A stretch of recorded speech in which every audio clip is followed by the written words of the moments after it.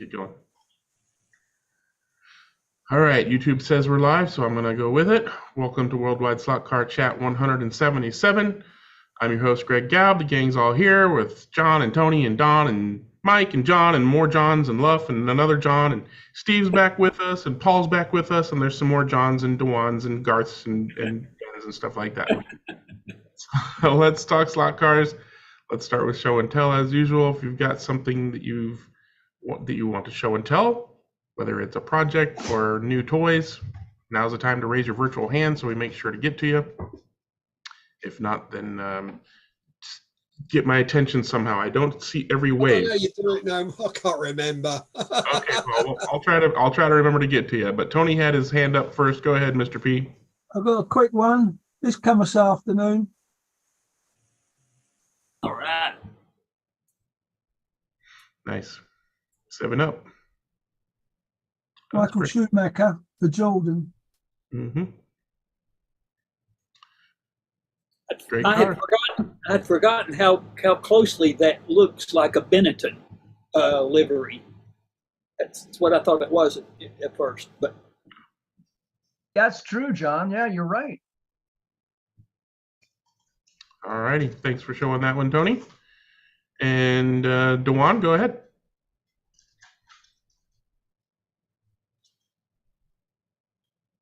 You're still muted. Yeah, Great. I couldn't find my mute button. I'm on a different computer today. Well, inspired by JohnKit probably a couple of years ago, I went on a massive search to acquire this well sought after magazine, which is the You got it. Yeah, that's it. Yeah, so I got this magazine, and somehow I fell down a rabbit hole. no. Now you're collecting all of them. Go on. Those magazines are like peanuts. You can't have just one. So I got the entire collection of the 1967 edition. I think I showed this a while back when I first got it. And so this has that same Batman issue into it. And then somehow, some way, these trickled all along, along with another set of these. How many years do you have now? So the publication ran from December 1964 to January 68. And I'm missing the January 1968 issue and two others. Nice. Anyway. Almost a complete set. Yeah, I'll have a complete set soon, somewhere down the road. All right, that's what I have for today. Very cool. I'm a vintage guy. What can I say? Yeah, it's nice to have a bit of history like that. Yeah. All right. Thanks for sharing. And Luff's got his hand up. You got some progress on your track, Luff? I do. Just Awesome. gotta find it. Is that up? Yep. Okay, that's the view from one end. And that's the other end. So I've been working on scenery. Mm-hmm.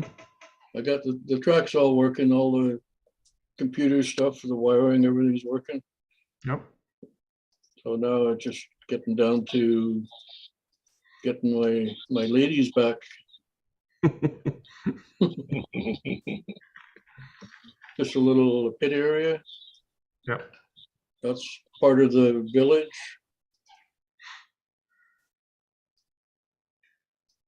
I found a spot for just about all the buildings that I had. That's so good.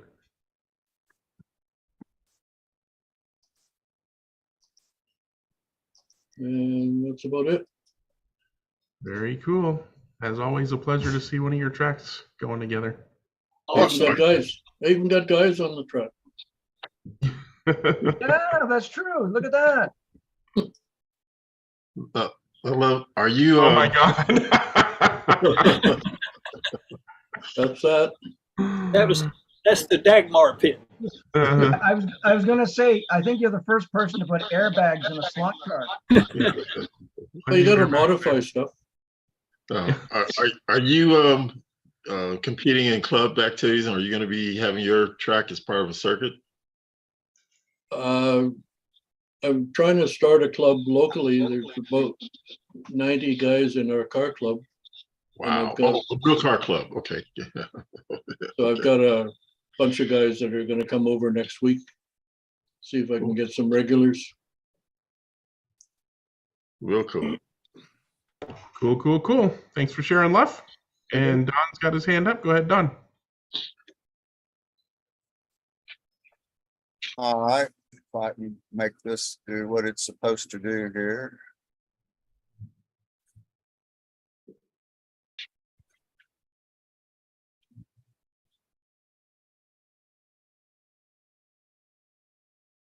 There I we have go. been working on my Carrera building. One of the things that probably most of us have noticed about Carrera buildings is they're awful hospital white, which is okay, I guess, to start with. But I went to Carrera for fun and found some patterns to go into the buildings. For some reason, my next button has disappeared. Use your arrows. Or do you see any arrows? No, you keep your keyboard arrows. Yeah, sometimes you can use the keyboard arrows.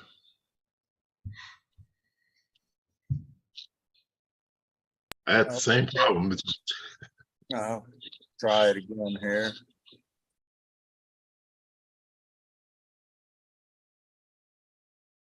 Another shot. There's one of how the floor looked without the Yeah, the tiles look so much better. insert in it. Oh, yeah. Nice. The key. There it is.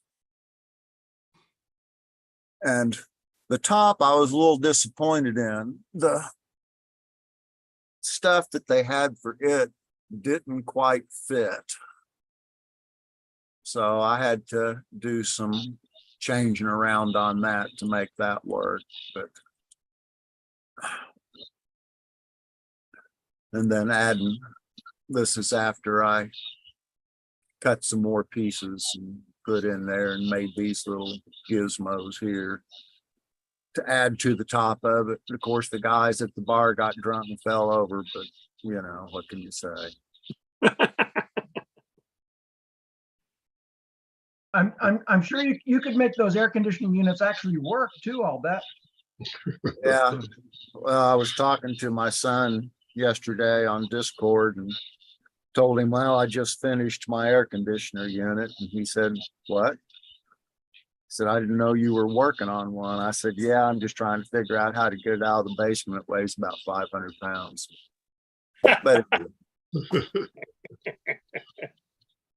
But playing with paper dolls is what I tell people I've been doing lately. So little cutouts that you can get that come with them. I don't think the potential for flats as figures, trackside figures, has really been explored all that well lately. I mean, in the last few years, I think there's tons of potential, especially with these laser cutters. The problem is finding images that aren't copyrighted somehow or another, I guess. But I think you're right, John, because there's always space on your track for what I like to call 10-20 figures. They look like 10s from 20 feet away. Yep. Yeah. And the other thing I was going to share is I picked up another old car, Uh-oh. a Carrera. And I think this looks much better than their GTY that they have out. Oh, yeah. This, I'd agree however, with you. I don't like the GTY especially. well, they're too big. Yeah, Uh, they're overscale. this was a Pro X, and I took the chip out of it and just made it analog.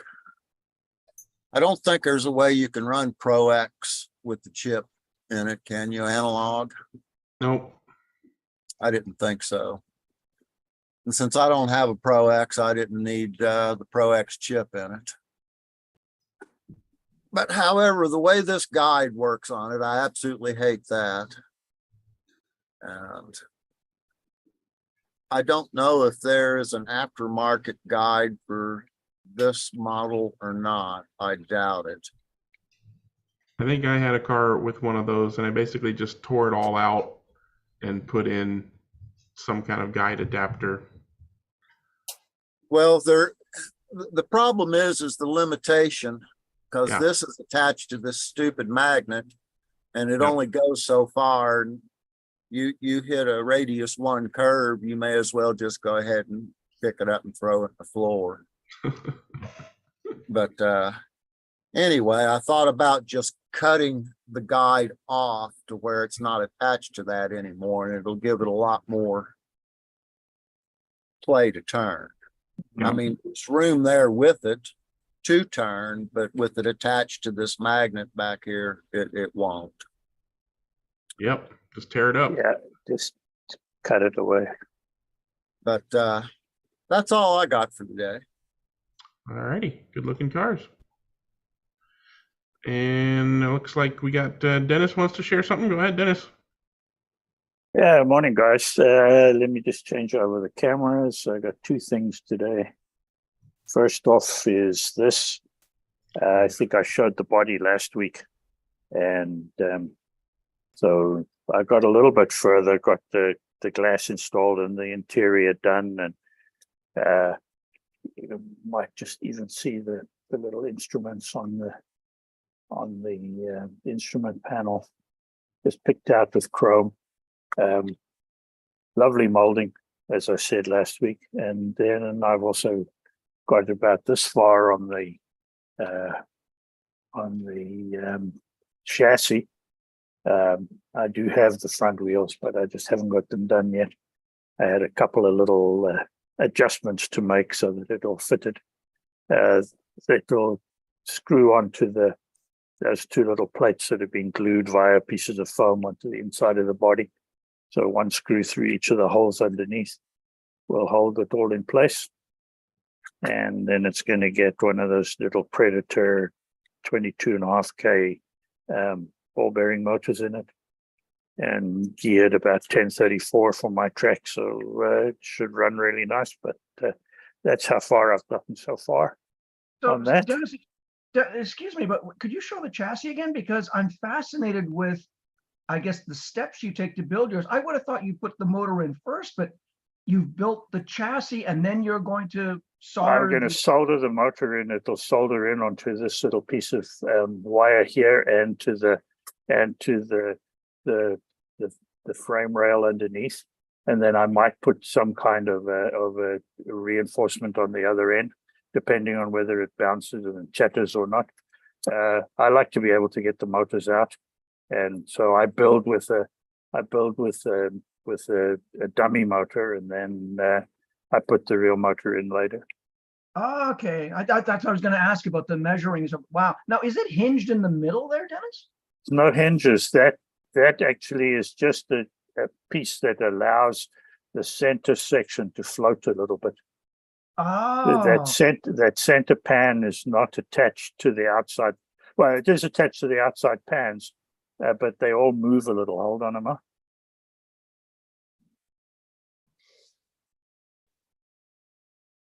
Okay. Yeah. Oh, that's brilliant. Thank you. Oh, I love the video feedback too. That is awesome. Infinity. Yeah. Okay, that's really cool. Thank you, Dennis. I'm so glad you showed us a partially built or and so those 2 little wire hooks that you see, those just limit the lift at the back of the pans. At the front of the pans, the outside pans are held with a piece of 032 wire. Right. That just allows the front end, it allows a bit of flex. So it just lifts at the back a little bit. And then that centerpiece, the reason for those little pop marks on the tubing is because there's a little too much float otherwise. So I just took most of that out. Oh, that's brilliant. Anyway, so that's what that looks like. It obviously still needs to be cleaned and tumbled and all of that, but I'll do that once I've got everything fitting properly. So that's that. And then when Dewan was showing off his very enviable collection of model car and track, I thought I would show this, which is a collection of the British Model Cars magazine. That was first published, I think, in 1964, the first edition, January of 64 or somewhere around there. And then it went all the way through to December of 1972. There were 105 issues all told. I have 100 of them. I'm still missing 5, although I do have electronic copies of those 5. So if ever anybody's looking for any information out of Model Cars magazine, let me know and I can get at it for you. It was a nice magazine. It had quite a bit of nice drawings in them. Sorry, Dennis. I said they got some lovely drawings in them of the cars. Yeah, they used to have a thing called Prototype Parade, which would give you 3-view drawings of, I don't know if this very late model one would have them, but the early ones had really nice drawings of all kinds of cars, and I made many different balsa wood bodies off of those drawings when I was a kid. And then I gave the whole set of magazines away. So it's taken me 4 or 5 years of scouring on the internet to find them and get them all back, apart from those 5 that I'm still missing. Let me know what ones you're missing, because Dave Stevens at my club's got doubles of them. All right. Yeah, I did try to get hold of Dave at one point and didn't ever get a reply. So, but I'll send you this. He's a bit shy. All right. Let me know, and I'll see him next Friday. Yeah. Okay. Thanks, Paul. The ones that I have electronic copies of are the ones that he scanned and put out on Facebook. But I'd rather have an original if I can get them. Yeah. So, all right, I'll send you the list. I've got some as well upstairs, so right. I'll scour through them. If I've got any in my list, you can have mine. Yeah, in fact, I can probably find it. April and December of 65, July of 66, April of 1970, and June of 1972 are the ones that I'm missing. I'm in her office and I can't find a pen that works. Oh, all right, don't worry, I'll send you the list. Just message me on the bottom here and I'll write it down. All right. Or just play back the chat later. Yeah. Okay. All righty. Thanks. That's me. Thanks for sharing, Dennis. And Paul actually got his electronic hand up. Go ahead, Paul. Right. The first thing I built since I've been away is I've gone from a different blue and yellow. The yellow and it's yellow. The NSR F22. Yeah. Nice. And I used I can't remember what they were. They go on the Polestel car. That's a layer. Alatia decals. That's a layer. Yeah. So I just done the only things that were different, because it was a yellow car, white front wing, white rear wing. So I had to took the car into a local paint shop and they matched it to Renault yellow, believe it or not. So I don't think it's too bad of a. But that's the first thing I built. The second thing I've done is a set of team cars with 3D printed chassis. So it's dropped the car right down. So I've done both of them. And they go around mine like stink. So that was the other thing I've done. And then whose chassis are those? They're Amatos. They're available on Shapeways. Okay. Or go straight to Amato. It's cheaper than it just bypass Shapeways. Go to Amato 3D Design, I think it's called. Okay. Because he's done a chassis for my Cuda Luna, which I've got a bit of set of Staff's wheels on it. Nice. So that's another. And then I've done the Staff's wheels on the slotted Ferrari. And then finally, my friend in America, Joe, can't think his name now, but he sent me this. And it's a Revell. Well, I don't think it is Revell because I think it's a etched, or not an etched, a molded kit. It sits on Revell stuff. It has the chassis is all Revell, the interior is all Revell. It's just the body. It's a resin body with what's the name bits in the middle out of another car. Or maybe it was a plastic kit of some sort. But yeah, so I've got a red one to do as well, which I didn't know they ran in red. But according to Joe, he said, yeah, they ran in red. I should have brought the chassis down with me because it's got a lovely set of wheels on. He said the bloke who done the wheels is no longer around, but they are absolutely gorgeous. And that is it. That's all I've been playing with. Cool project. Oh, and decorating, doing the kitchen and everything else. Other non-slot car stuff we don't need to talk about. No. Well, Paul, it's nice to know that your household paint inspired slot car painting. That's awesome. Sorry? Your household painting inspired you to paint some slot cars. That's awesome. Yeah, I don't know if you can see it. The wall behind me, it's instead of being mauve now, it's grey with sparkles in it. Ooh. Yeah. All right. Thanks for sharing, Paul. John, you've had your hand up. What would you like to share today? Well, actually, it's I guess I shout out more than anything else because here in the Great White North this Saturday, we're actually having, if I can share my screen here. Awesome. Here we go. And I don't know why this hasn't been promoted better. These folks are great. They're the Group 25 model club, but they have lovingly included slot car folks. And so there are slot car booths there. There's slot car folks selling everything from 1/32 scale kits, cars, track, you name it, as well as models. So I really would implore anybody who's in the greater GTA or Ontario or heck, even Saskatchewan. It's a day, couple of days drive. Come and check it out because it's a lot of fun. And I do plan to be there because my hockey's been canceled for Saturday, and there you go. So I'm probably going to be here. Come and meet me in person, and you can tell me just how terrible I am. Take lots of pictures and do a show and tell next week. That's a great idea. Absolutely. Okay, you got it.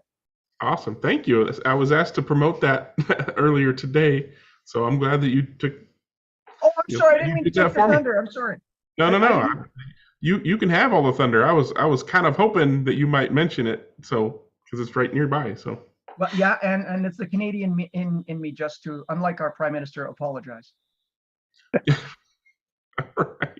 Politics, love it. Okay, Dennis, did you have something else, or is your hand still up? Okay. My fault. Sorry. Boys, I got you. All right, so I do have a quick one, which kind of segues into Club Corner. So I'll just go ahead and do mine. Here we go.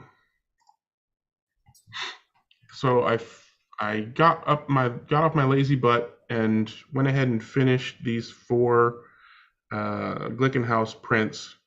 I was kind of procrastinating because I wanted to do interiors in glass, but then I'm like, you know what, it's not like I'm gonna paint them fancy or anything, so I just said screw it and put them together. They are made with a hodgepodge of parts because I wasn't about to put a bunch of money in new motors and wheels and tires and things for these cars. So the yellow and the gray ones have hotter motors than the red and blue ones, and they all have just random tires from a pile of tires. I just dug through and tried to find grippy looking tires that fit okay, and I didn't true and glue them or anything. But they ran actually pretty good. We raced them for IROC at Rogers Track the other night, and I uploaded a video of one of the heats of that. And they actually ran surprisingly well and maintained their grip for most of that time. What, John? Well, I see one that's blue and yellow. Did you actually print two different colors of resin there? PLA filament, but yeah, that's Wow. super easy. With a filament printer, you can just pause it at any point and change to a different, as long as it's Oh, I'm sorry. Okay, compatible. okay. They look so good. I thought that maybe they were resin. Sorry. No, these are layers. You can see the layer lines right there. Little stair stepping going on.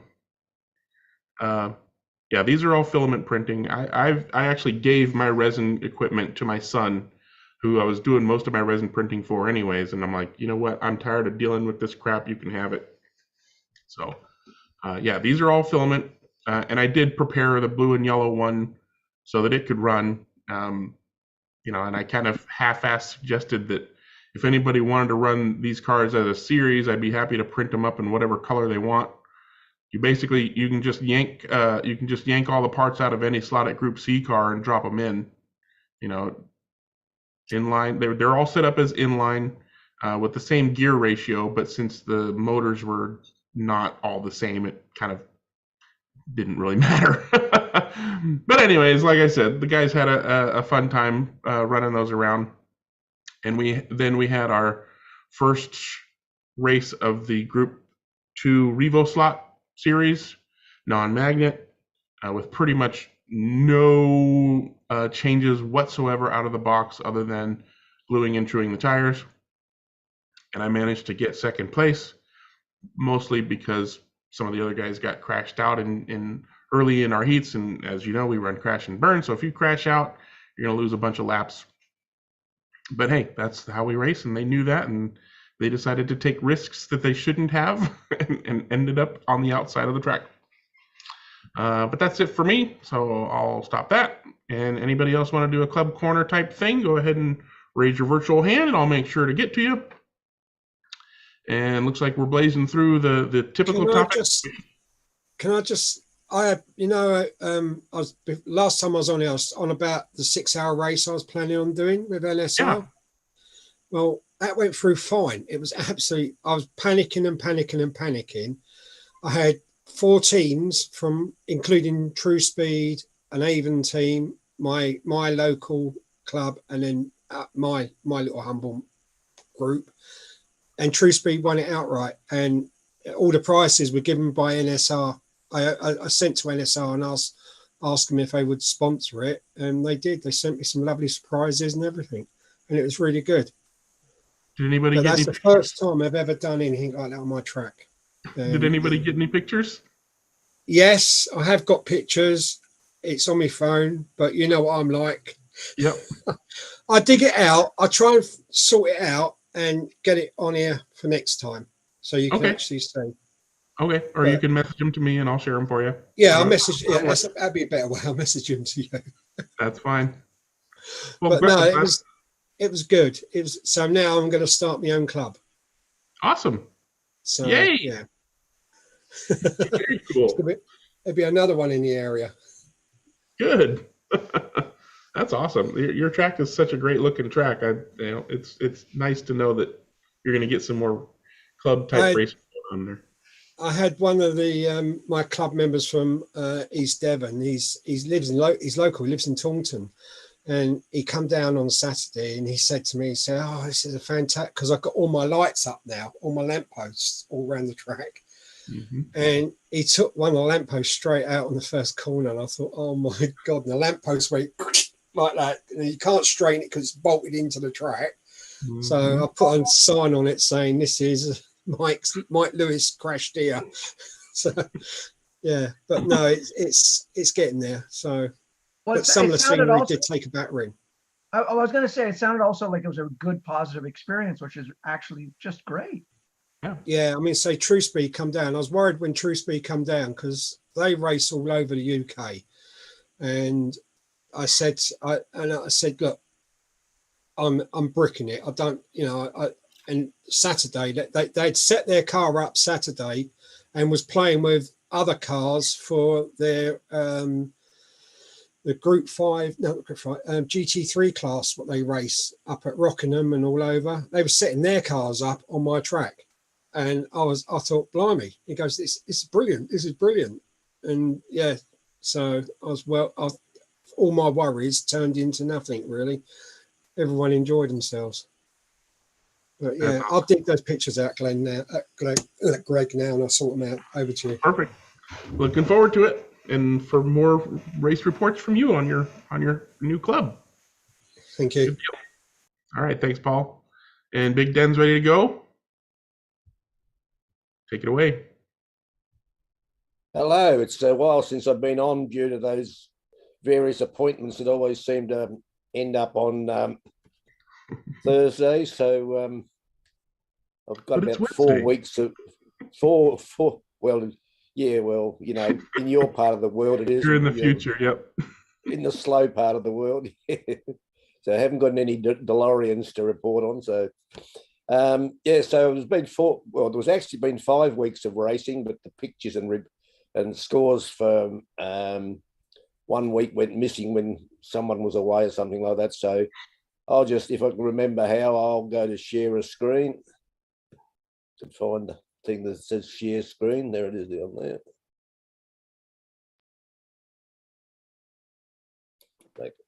Right, share screen. There we go.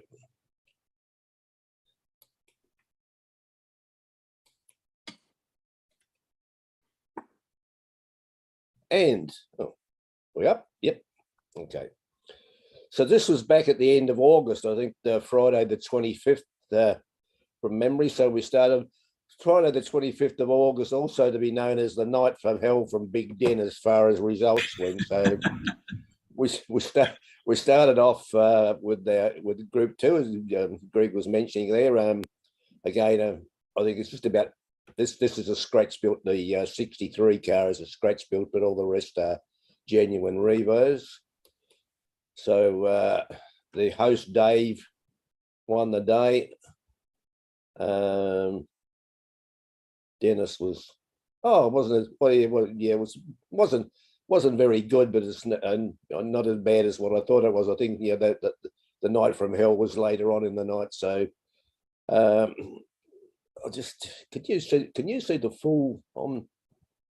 That's right. I just need to drag the little sidebar down the other way. Yeah. So pretty. Dave's got always had his Group 2 cars going pretty well from day one. So then we moved on to DTM, and Dave cleaned us up again. The Nissan there, the white, what's that, an Alpha at the back, towards the back anyway. That was one I managed to pick up from one of the local retailers, an armchair at a good price, and one of our new guys bought that straight up. So that was a nice start for him for getting into the club. And that's me languishing way back at the bit. I had breakdowns, I had tire troubles. Oh dear, as I said, night from hell as far as results were concerned, but there was still beer to drink and little pizza slices to eat, so the world was whirling some ways. Moving on to Revo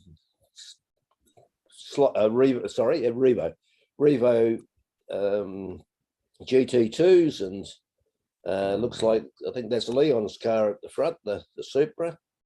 And for a while, one of the previous races, the Vipers had dominated. I won by about 5 laps, I think, but the Vipers were relegated to the back of the field this particular week. And yeah, I was, well, not all that way back. I mean, there's only 4 laps off, but you can see there one bracket or stint or heat, whatever you want to call it. I only had 22 laps, so that was a bit ordinary. But pretty close up the top end again, as you'll see. There's 3 on 82 and 1 on 81, so very good. Then Bart is our new racer, so he did pretty well to jump up to nearly win the day there. And then we moved on to the next day, which was sometime early in, I think, 1st of September. And again, Group 2, which is has been one of our core classes. So 5 racing. I did a bit better there. I managed to score second in the little 35 BMW this time. I only just got second by the look of it, by the scores there. But the guy in 4th place, Bruce, is one of the gun drivers from Hobart who was up in Launceston for another function. So he came down and joined in. So that was nice to see Bruce up there. Until, of course, he started winning. So we just about packed him out of the shed at that stage. So anyway, second race was DTM slotted, as you can see there. And that's Bruce in front and mine's in second. But he didn't win by all that much, you know, it was less than a lap in it. So I was happy with that, and the car was going well. And then we finished the night with, what's that? Yeah, that was Revo GT2 again. I managed to snatch defeat from the jaws of victory in this race by having a gear come loose in the last heat. So I couldn't believe it. I'd changed wheels about 4 times and nothing came loose, but of all things, the gear had to come loose. So you know, so it was in the last bracket. I looked like I was going to have a reasonably comfortable win there on the form I was showing up until I managed to knock out that 20 lap one in the last heat. So right, so that was the 2 races out of the way. Then we had a Saturday race.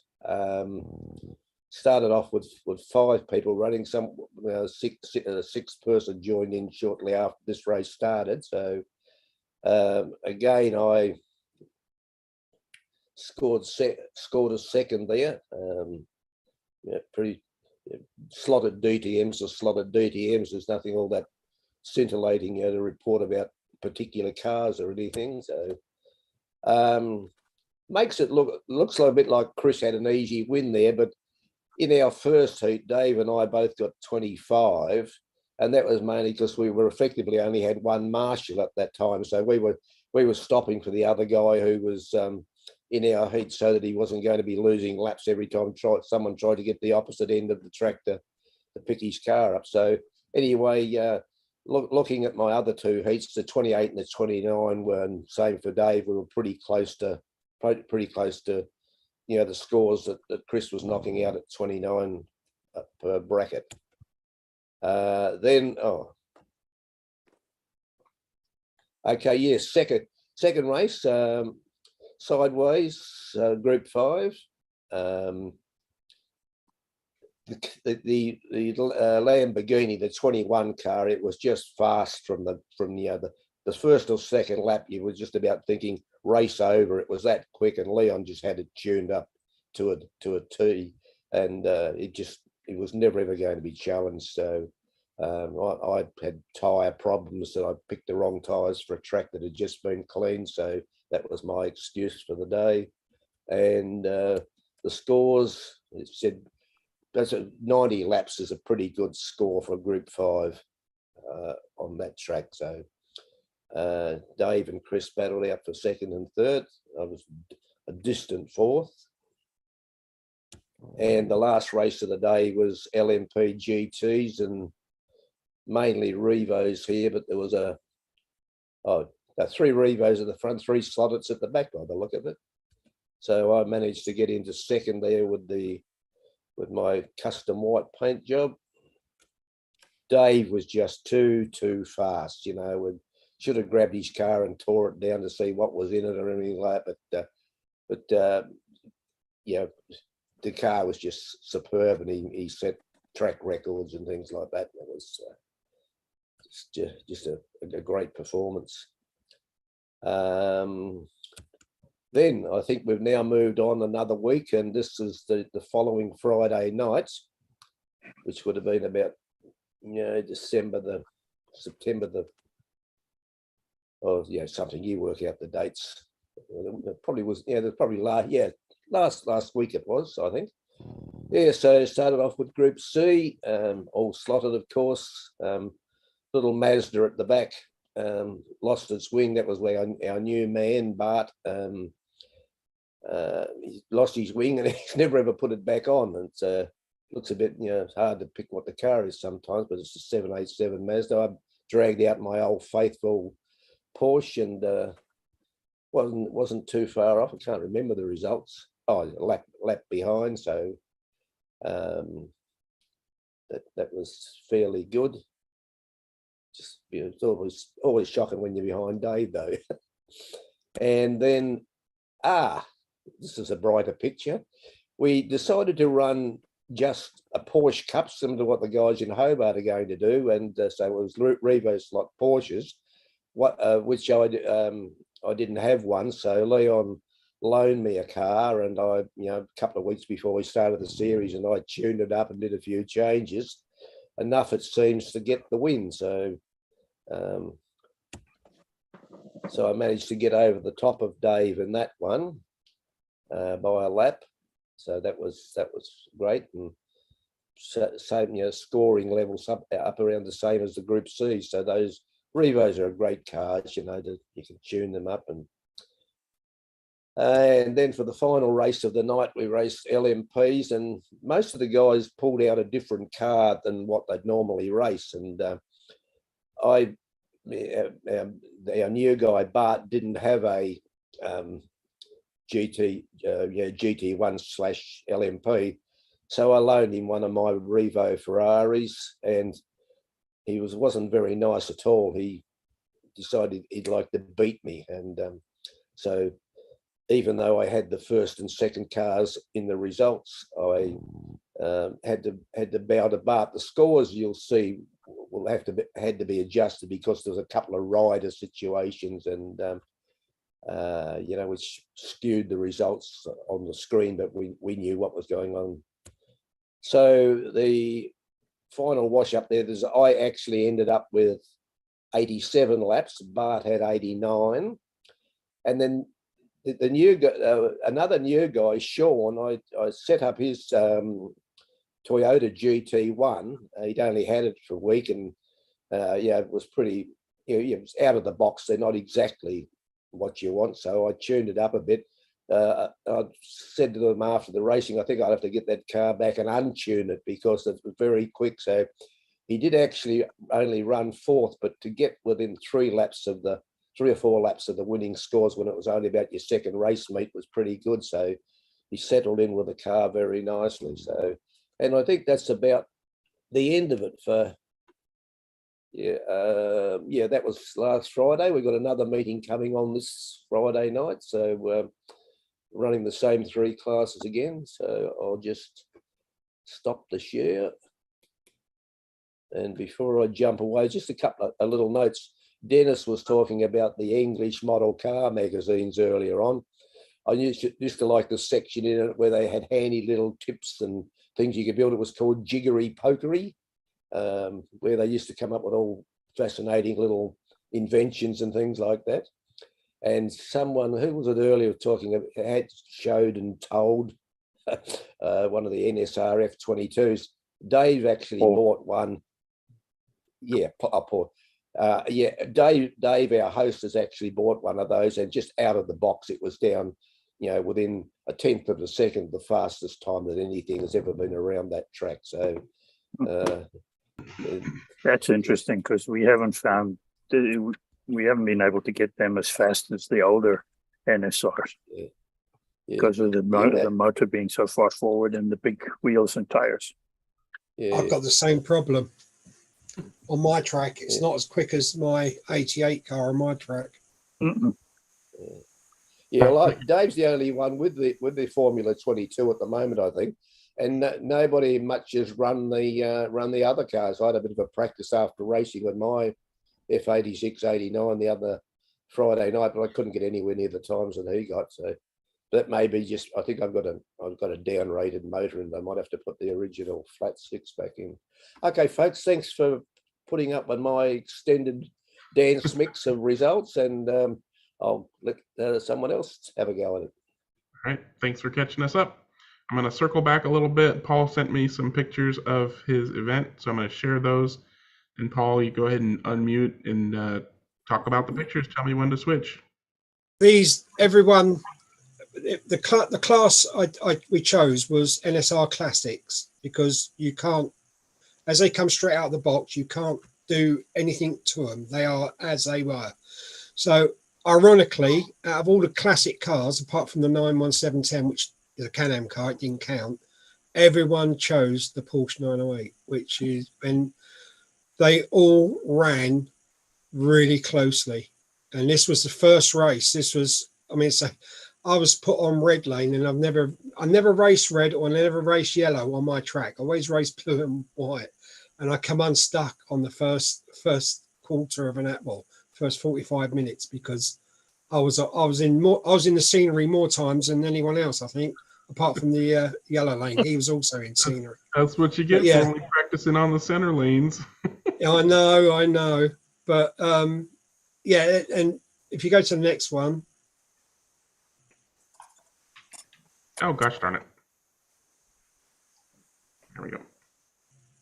That's you got Ron Lane. He's the East Devon driver. He's the one next to the show. It goes in height ratio. Ron's the smallest. Then you got my ugly mug.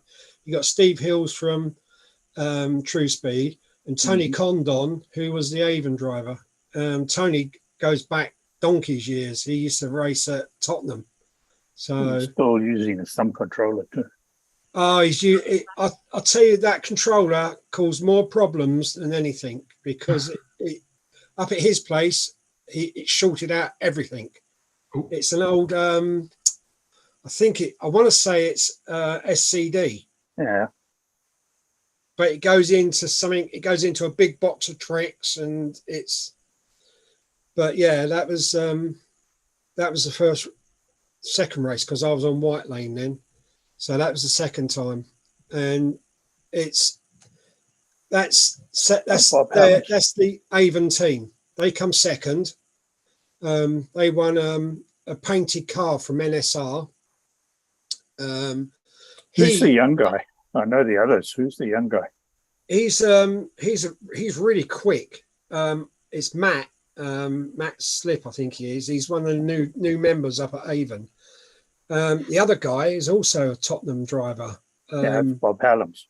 Yeah, he was on the corner, not this corner you can see he's standing behind. The next corner's got the call button on it. And whenever someone come out under the bridge, he was like, bang, yeah, he was on it. And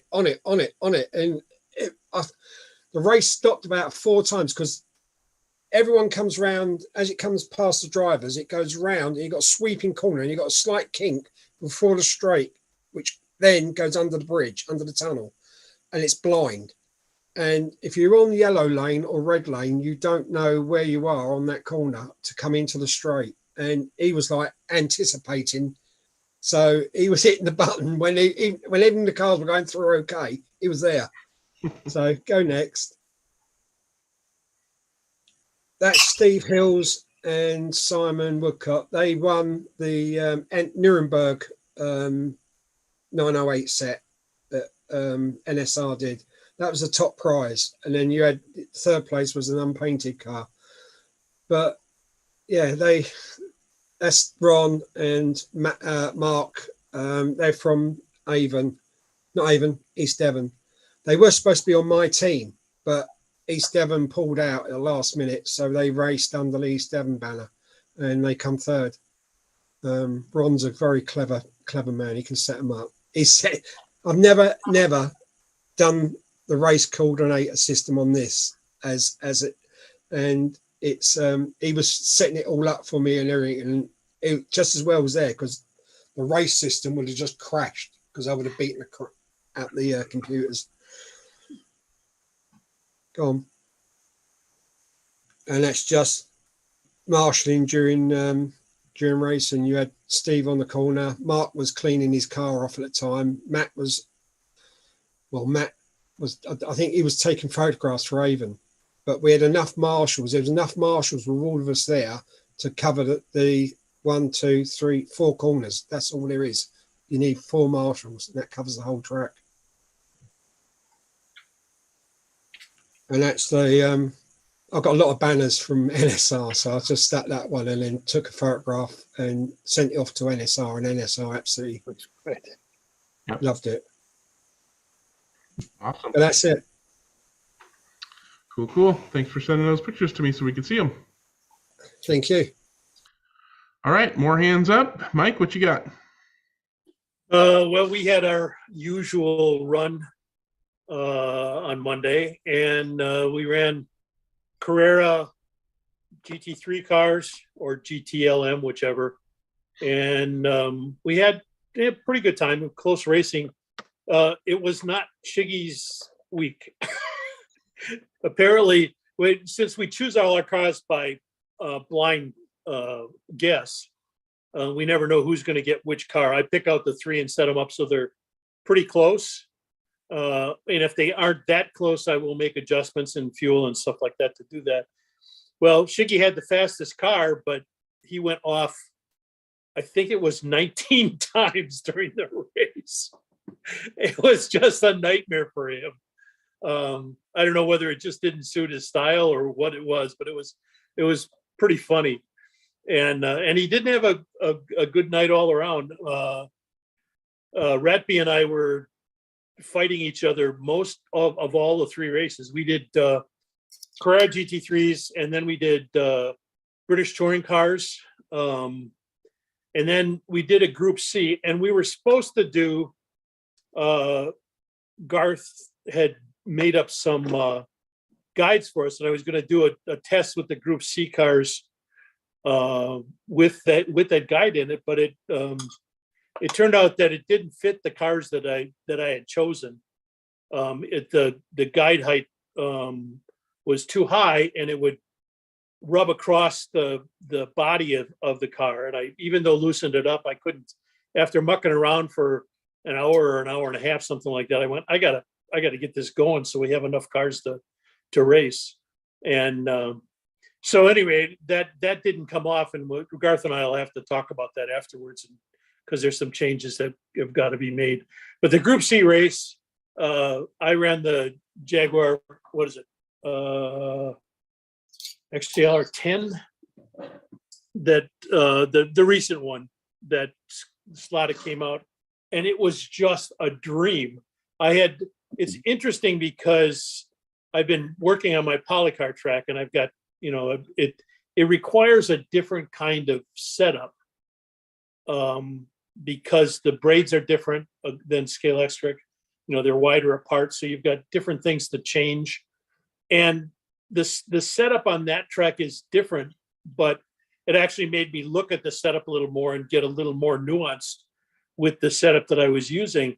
And I changed it, and it was just unbelievable. The car was perfect. I mean, I went off, I think, once or twice due to being overzealous with a ghost car, because you slide your tail into a ghost car and you are off. And a lot of times, if you're on the outside of them, they will take a different line and cut across differently, so the front end sticks out a little bit. And sometimes, if you just happen to touch it at that point, you're off again. So the term we use is being ghosted. But it was a great race for me. So I ended up winning a couple of the races, and Ratby won the other one. But all of them were close. I mean, it was not not a rout by any matter. The closest it came to a rout was when I had the Jaguar, because it was just, like I said, I could push it through the corners as long as I didn't, come afoul of the ghost cars. I was great. But we still had problems with the cutout on that. So I'm still searching for that. I tried, I was thinking maybe there was, when we were using more than 3 people with controllers, that was possibly that we were overloading the wiring, because the plugins that I used were from the extra parts of the SCP-3 hookups for the cartridge. Yeah. And I thought, well, maybe the wire's too thin. So I used a regular Scalextric wall wart at 15 volts, and then of course turned them down as we normally do. But that didn't make any difference. We had just as many this time as we do. Not quite as bad as the week before, because the week before, when we had 5 cars on without a ghost car, we couldn't go through with the first 2 laps. We had 2 faults on it. So I'm still searching for the problem, and we'll get it eventually. But we've now eliminated most things except the computer program and the computer. So I'm down to just a couple. So we'll see what happens with that. But it was a great week for racing for us, and had a great time. So that's it for me. And fun is the point. Yep. You did remind me to mention that 3 of the 4 printed cars that I have were using the 3 guides that Garth sent to me, and I haven't done a post race inspection specifically on the guides, but they, like I said, they ran great the whole time, so I don't think the guides were problematic in any way. And no, yeah, the issue here is the height of the front of the car. On the Porsche 956, it rubs against the front cowl. Oh, okay, yeah. So and I measured, and I don't know about this. Actually, I did do it to the slot it's actually a little higher. If you look at these 2, you can see that there's a height difference. I can't hold them together right. Oh, Yeah. where the braids go in, and where the braids go in, that is stacked 3/4 of a millimeter up from where the original slotted are, and that was enough to make a difference. Yeah. So that we have to cut that down or figure that out somehow. And the other one, I actually, I don't think I have it right in front of me here. The screw I used, although it was 4 millimeters deep, it bottomed out and snapped the post. So we got to figure something else out with that. And I had talked to Garth earlier about that, because the hole seemed a little too small, too large for me, because I like to use the plotting plus real thin, wide head screws. Yeah. And they're not very deep, and they're very fine, so you have good adjustment, and they got a flat surface to work with, much better than most other screws. That's my favorite screw. At any rate, we'll have to just do a little bit of something with that, and figure out there. But in the NSR car that I've had, I put probably 150, 160 laps and had no problems with the guide at all. Yeah. So we'll just, it's just maybe that a few cars that have a shallow nose on them, that you have to drop that down just a little bit so it fits most of the others. So, Yeah. I did but have to other than tear that, out, they work great. I did have to tear out some of the printed stuff underneath the body of the Glicken house, where technically there was body, but you can't really see it from the outside. You can only see it if you're looking dead straight into the grill. Oh yeah, yeah. So I basically tore that out on all the cars, because even with a regular guide, that interfered too much with the wires and guide rotation. So yeah, clearance is definitely an issue in any car with any guide, and Garth's being just a little taller just makes that. Yeah. It wasn't much, but it was enough that it was enough that even if I loosened the body up, the friction going across would break the wires. Yeah. So, it would rub on the wires. Limit the body float and stuff like that. Yeah. What are these new guides like? I know I've been away. You're gonna have to go watch the previous shows, dude. How far back? You tell him. Garth did a whole presentation on these the guides that they're working last on. week and the week before. Let me focus on Really? here. Really good. They're really good. Yeah. I like them. And Yeah, what are they it available worked on the well market? other than that. So they've got a variety of interesting features that work pretty good. Right. Yeah. 2 And weeks then- back, is it? And he's got another one that I haven't even tested. What did you call it again? The latest one that had the slight angle to the braid and I forget what it was called. it's got a recess on the braid. It's got a recess for the braid. They're at a very slight angle, Yeah. and some other cool features. And he's got a name for it, but I forgot what it is, like Renegade or something like that. And that's 2 weeks back. Outlaw, wasn't it? Outlaw, thank you.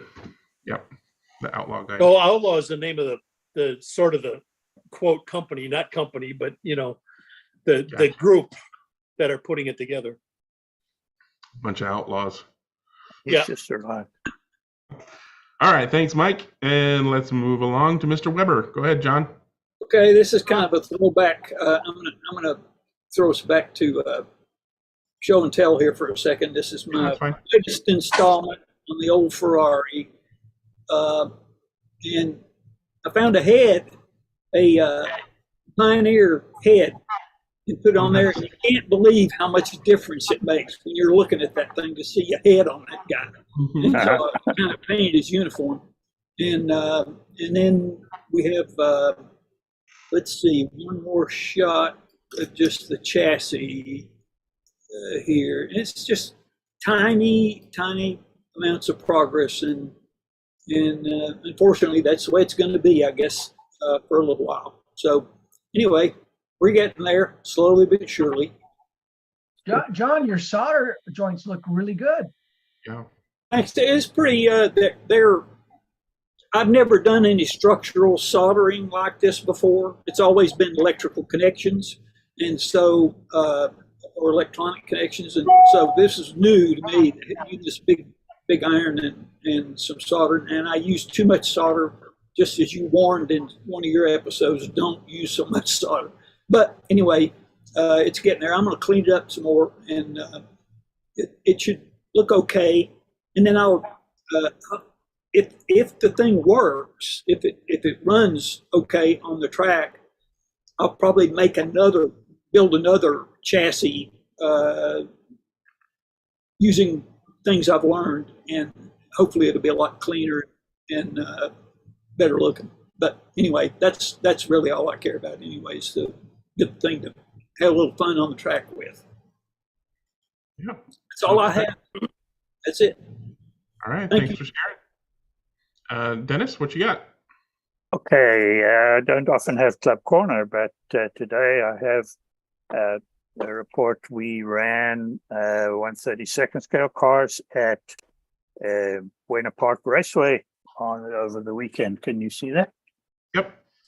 All right, so we're running on the fourth Sunday now, 2 classes, one for GT3 cars, one for Formula One cars, to the same rules that we run at Electric Dreams, and it's working really well. The raceway owners plus some of the racers really clean the track well. Like the raceway owners clean it on Friday, and then we clean it again early on Saturday morning to get rid of as much of the glue as we can, and that allows the cars to run pretty well. Most of them are NSR, some of them are scale autos. This week round, this Saturday, we had eventually we had 18 guys. So we started out with 16, so it looked like 2 heats of 8, but 2 guys arrived when the first heat was on the way. So the second group was 10, and so this first one was all NSRs, bar my car, which is the second from the left here, which was an Acura from Scale Auto. Just a couple of other photographs. One of the things that's nice about this is, the cars look good on the grid as opposed to some of the other stuff that we run, which doesn't always look as good. Anyway, these are the less good looking part of the race, which is the drivers. Hector Gonzalez, Carlos Pinech, Victor Dabrowski, Tim Fleener, Walter Baines. He's the guy who does most of the organizing of this Saturday event. Lindell Richards, me, Tim Herrera, Mil Conroy doing the race control and fixing the track. We had a couple of issues with braid coming up now and then, which is quickly solved with a little bit of super glue and a roller. That's the track layout. I don't know that these will run, so I'm not going to run through them. These are just two little videos that he took. So these were the results of the first heat. I managed to win that in the last heat, having a little bit of trouble with the tire that was starting to come loose on the rim. So any vicious application of throttle coming out of a corner resulted in all kinds of bounces and hops. Would have been enough to keep Greg awake by the looks of it. But it was a good run. And then the second race had 10 guys because of the two that arrived extra. And here they were, again, mostly NSRs, quite a few, a couple of Mercedes, quite a few McLarens. Most of the Corvettes were in the first race. So the odd man out here was Todd Ullery, who was running a Scale Auto Viper, which, as it turned out, was the car that did all the winning. So these were the 10 guys in the second round, and these were their totals. And as you can see, once we put them all together, I actually managed enough. And Tim Herrera, the two of us in the first heat, managed enough despite our troubles to finish me on the podium and Tim just below the podium. So a pretty good run all around. Then that was the podium. Then we went into the Formula One race, which was 9 and 9 now, so that we could split the 18 more evenly.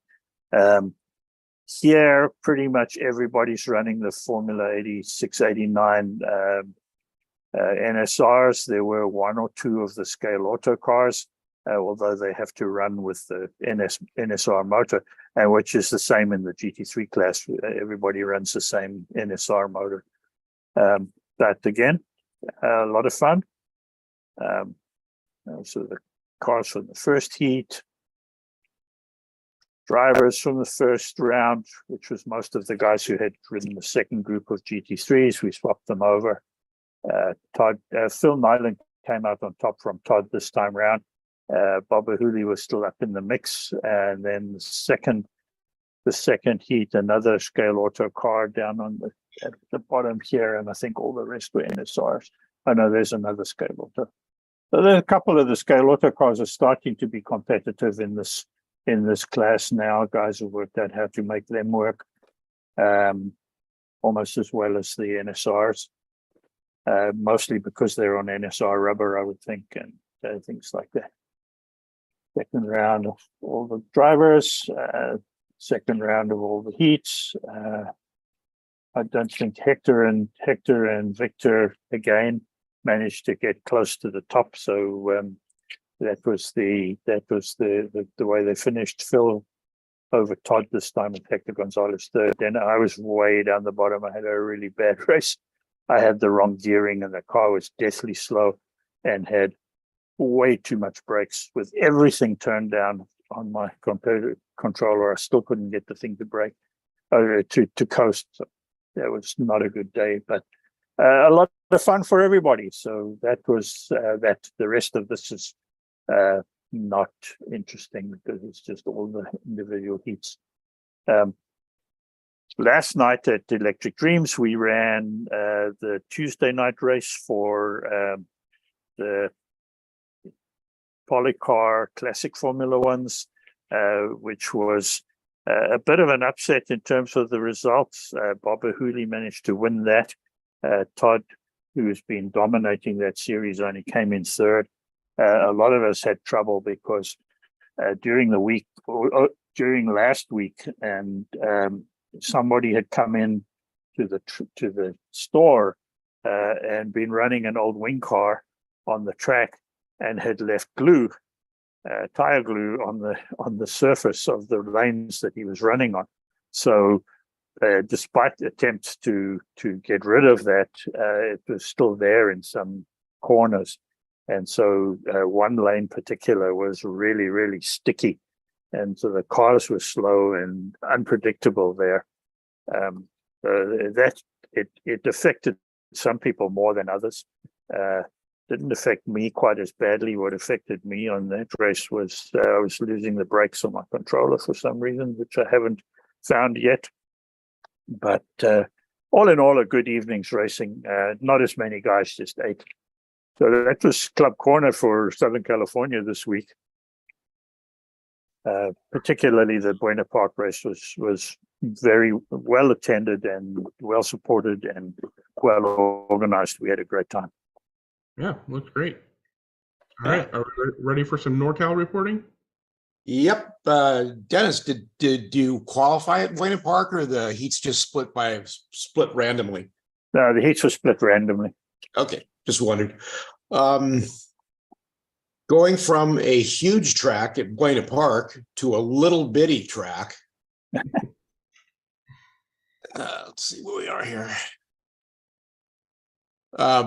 We're running what's called the 12-5 challenge, and I may have shown this before because this is the 4th and the last race in the series.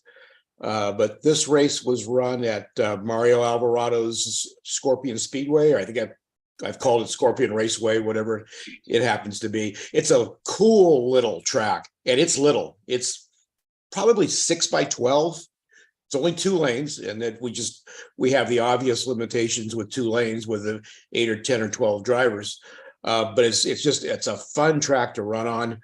It's very well detailed. He's put a lot of time and effort into making this. It's the desert motif. He's got the Scorpion out there. The fish and chip stand is brand new, so he keeps adding and adding, and it's just a fun little track to run on. But as far as this 12-5 challenge, there's only 6 cars that are eligible. So it's, the sports cars are, well, I guess we have a Can-Am car, but the open cockpit cars from the late 60s, early 70s. So those are the only cars that are eligible to run. Jim, sorry to interrupt. Is this a routed track? Yes, it is. It's a 2-lane routed track. Thank you. The surface has quite a bit of texture to it. So it's not like anything we ever run on except in Sacramento, because for whatever reason, some of the tracks in Sacramento tend to have this textured surface, so it's different. So it's a challenge to figure out how to get the car to hook up. Not so much with these, because these have so little power. 12.5K motor. If you've ever run one of these make Scale Electric's cars look fast. And fixed gear 2 gear ratios, 10.5 volts. The challenge to these is you've got to drive them so far in the corners because there's no power and you're not carrying a lot of speed going into a corner. But if you carry too much speed, the rear end will kick out. You lose a 1/10 or 2. And it's like, you've got to be on, if you've ever run magnet cars, it's just the opposite. You've got to be on your game on every corner. You miss a corner, you're 2 or 3 car lengths back from the other car. So it's a different kind of driving. It's one of the most intense races I've ever run because of that. You've got to be on every corner. This was the grid from the first race that we had, I think, back in March or April. But pretty much the same guys were at this race that were there this last Saturday. And a lot of Alphas, quite a few of the Ferraris. So these little bitty cars, and the one Nanoslot that ran really fast. But they tend to dominate. A couple of the Can-Am cars, the McLarens were up front. The Matra seems to run well. I mean, they all run good, but I chose the Alpha. Mine is the green-nosed Alpha right in the middle of the picture you see here. And I think I finished, in the first race, I finished 4th, but I was only 1 lap down. And that's how tight the competition is. After 7 minutes, 1 lap down and finished 4th. This past weekend, I was able to pull off a victory with the Alpha. And so again, it's just super tight competitive racing. You can see here, this is the results from the last race on Saturday. 2 laps between the top 5 cars, 6 cars. So it's just incredible. And that was 3.5 minutes a lane. So it's just incredibly competitive. So it's not for everybody. Some people hated it because the cars were really slow. Some people liked it. Mario was on the call last week. I don't know, he's working today, I think in the morning.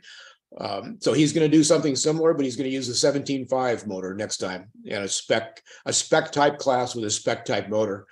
And it turned out to be a lot of fun. So that's the 12.5 challenge from Scorpion. Cool. And as usual, Greg, I've lost my cursor. That's okay. I got you. Thank It's you. a great looking track. That It's a gorgeous track. He's just done. It wasn't like that when he got it. It was routed when he got it. But the track was not anywhere near like that. So he's put a ton of work into it. So He has a good eye for color too. yeah. There's a video on this race on my YouTube channel if you want to see some more details and some racing action. We ran 3-4 classes last weekend. We also ran Riva slots, and I ran a Riva slot car that I borrowed and ran nose to tail. I mean, literally almost side by side for about 2.5 of the 3 minutes. So the action on this track is really good. It's just limited by it's only 2 lanes, but we live with it because it's a cool track. Yep. Perfect. Jim, is that nano slot a Lexan bodied car? No. That's a plastic body car? Yeah. Huh. Okay. Yeah, it's very similar to one of the slotted alphas, but it's just It's very much like an NSR or a Thunder slot, really. It's got a pot in it. Actually, very nice. They work well. I don't know. Did I call it an alpha? It's actually a Fiat. It's an ABAS, yeah. Yeah. All right, good stuff. Did anybody else have any club corner or any other show and tells you want to get in? Or all right, so I have a question that should have a quick answer, but I want to get some axle, some steel rod for 3/32 size axle for like projects like for the 3D printed car, but also to use with my tire truer to help. I want a longer than normal piece of axles, basically, because I want to tram. And I've searched and I found some stock at like McMaster Car and stuff like that. But I want to know where you guys are actually buying stuff. We used to use is it 24 scale axle not long enough? All right, hold on. Jim, go ahead. I'm sorry. Is a 24 scale axle not long enough? Where do I get a 3/32 size axle in 1/24 scale? Any stock car That's shop. the only thing we use. Yeah. JK have a long one, and I don't know how long it is, but I have one here. Hold on, I'll get it. I can tell you what I use for my scratch building, if that helps. For the rear axles, I use 3/32 drill blanks. Yeah, that's what I searched for, and everything I come up with is way too expensive per piece. It might as well just card has it. Wholesale tool. Wholesale tool. And how much do you? Hey, wait a minute. I've been called worse than that. Okay. That might have been one of the 97 cents. That might have been one of the sites that wholesale tool. And I was going to say, Greg, also because of the expense for the fronts, I just use 3/32 piano wire for the fronts. Well, it's important that what I use is particularly straight.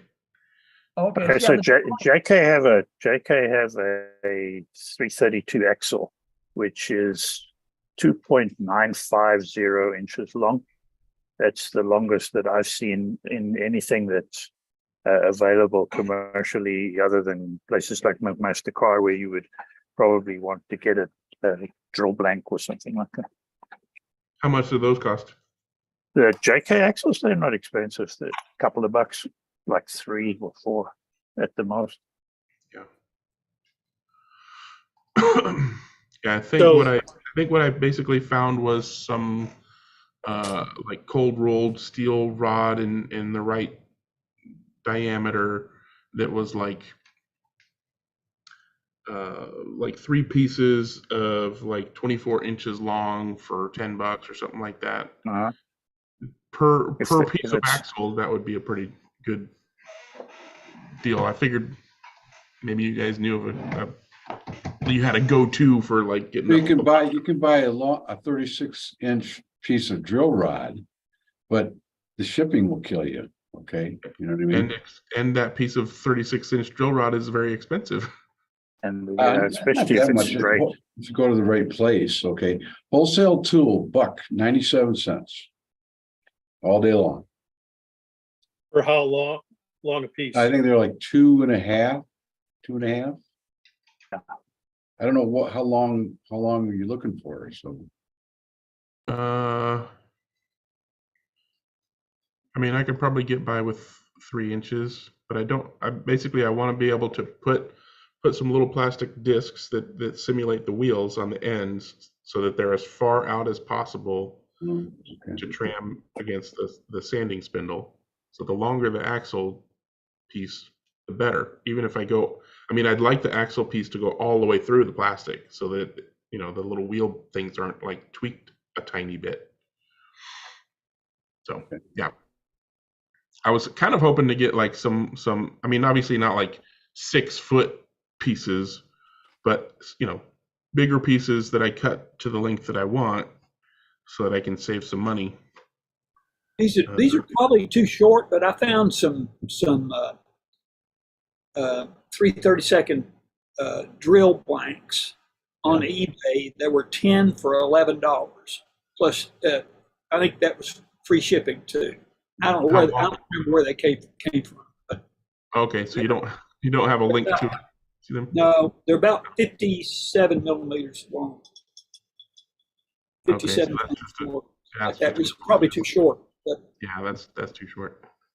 The JK axles are $2.47 each. Yeah. Or $13.79 for a pack of 6 from JK Products. That's a little bit better. See if I can find the eBay connection here. What were you going to say, Mike? I was just looking at the one I've gotten, this one here, and I've cut some of this off already, is 4 1/4 inches. So I think it's a 5-inch piece. And I was looking to see if I think I got it from eslotcar.com, which is PCH Parts Express or something like that. Okay. But there's, I was trying to see what. Sorry, I can't find it right now, but I'll double check on that and see if I can find it and get back to you.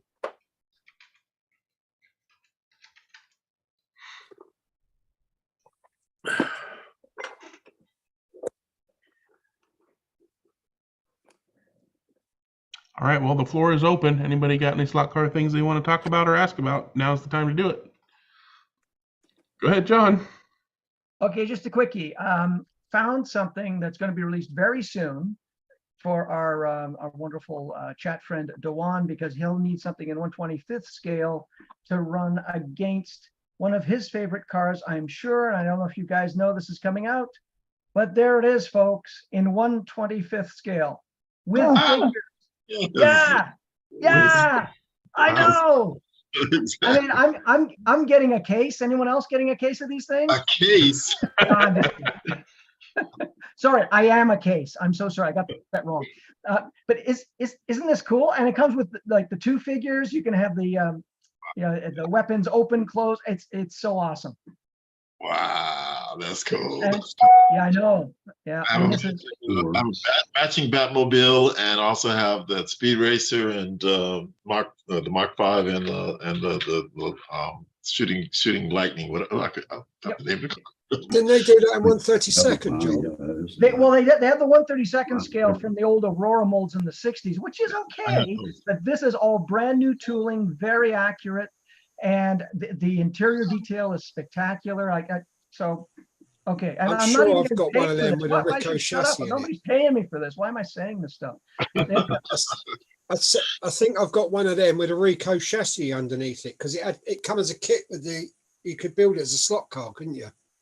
The 1/32 scale, yes, but the 1/24th is brand spanking new. I did have a question. Yeah, I did have a question regarding tires again. And I know I've actually asked this question, but I'm hoping that I can get somebody to really put together. I'm once again faced with doing some tire trimming, and with NSR tires and Revos and some Scale Autos. All three of those I'm going to be trimming. And I want a good reference as opposed to going back and looking at the videos to find out the different tricks and tips and things of how to start, stop, and what speed, and everything. Is someone willing to put together a nice little chart that can say all of the wonderful things that we want to do? I know it's a little work and everything, but I know somebody's got it already in their head, and maybe just kind of summarizing a lot of this. Dennis, like a chart that says what kind of tire, and then like what voltage or what voltage to run and at. the tricks, the hard on, because I have a hoodie. The routine is just it's daunting because it's so many different tire combination or different tire choices and things like that. And I remember a little bit about the NSRs, and then I have to go back to do the video to recall the tips and tricks and things like that. But gosh, I just wish we had a nice little reference that I could do. And I should be putting it together myself because I've done it so many times. But write it down when you do it. Yeah. Take notes. I collect whenever I build any cars, all the packaging, like slot it, NSR, whatever. I keep that in a file of what the car. And I say the car was such as, say, like the Camaro, everything on that I used to build that car. I used all the little packaging that comes off the cars or off the wheels, tires, everything, gears, what the ratios were, goes down into the folder, so I know exactly. So when I go back, I just got a reference of what I use. Good. But specifically on truing the tires, how do you have a reference? Well, it's the same on the tires. It's on the hubs and that. I just most of mine I use NSR Ultra Grips or Super Grips. That's all we use. Slot it goes so hard, especially on the wooden track. They get torn to pieces on my wooden track. But NSR are more, and I use a blanket wash. It makes the tire go soft. Then you apply the oil on top of that, and the actual blanket wash opens the rubber up to allow the oil to seep in, and it leaves them so shiny and sticky. I mean, so you don't have to run a car for about a month. You can lift that car up and those tires will be absolutely shiny as anything. It's called blanket. I've never heard that before. It's called blanket wash? I've never heard that either. So you might. His connection is out. Connection's bad. Oh, where'd you buy the blanket wash? Anywhere. How about the USA? What I'll do is, I think I've got a photograph. What is scroll through my pictures and I'll put up what the stuff is called. some kind of soap? Is it some kind of soap? It's not a soap, it's a solvent. Hold on a minute. Okay. Blanket wash. So, Dewan, part of the challenge is the fact that the same voltage on two different power supplies that have two different current supply capabilities with two different, even the same machines, tire machines that might have two slightly different motors that have, slightly different grit on the drums. Every one of those things is going to play into what you're talking about. And so there is no way that you can say for an NSR Super Grip, I use 3.75 volts, and and tire compounds change. Yeah, and I mean the difference between an Ultra Grip and an Ultra Grip Evo is enormous when it comes to trying to grind them. Right, the difference between an N22 and an F22 was the same. The difference between an N22 and a G25 is night and day. So there are some, there are some basics that you can start talking about. You can say, okay, in general, on NSR tires, they grind pretty easily. You need to run lowish voltages. Now, if you're running on a hoodie, probably 3.5 volts maximum. If you're doing it with a tire raiser or with a GS tire truer, that voltage is going to be different. And right off the top of my head, I don't know what it's going to be because I don't ever do it that way. If you're running, if you're going to use slotted tires, then each one is different again. So it is difficult. It's not impossible, but I guess there are some guys who feel that that's part of their intellectual property. I mean, I'm not saying that it's my intellectual property, but it's because I've told people a lot of the things that I do, but I wouldn't call myself an expert with tires. There are a lot of guys who can make way better tires than I can, mainly because they have much more patience than I do. Well, and I've even had a set of tires, specifically a couple of weeks ago, a set of G25s. I trued one, and the other one trued differently. Yeah, and it's kind of a feel for how hard I can true an individual tire when I get it on the machine. So it'd be like Dennis said, it would be very difficult to put out a manual, do this. And then, I was talking to Todd about that the other day about G25s and saying, I can get them around, but I can't get them down to a decent size. He said, this is how you do that. And then he had a whole completely different process for reducing them a long way, right? He says, what you got to do there is you've got to grind them extremely hard and take really deep cuts to get them and have down. 2 or 3 hours for one tire. Yeah. Oh, Yeah. Yeah, I ran into that with putting the G25s on the Scale Extra Porsche, the 911, the blue and yellow one that they've got.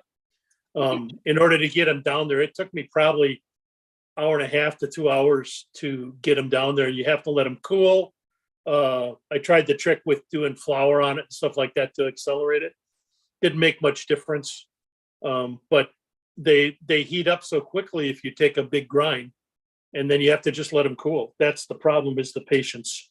I've got a process on G25s that works extremely well for me, and I've made a video on it, but I'm reluctant to put it out because I'm not sure if it will work for everybody on their specific machine or not.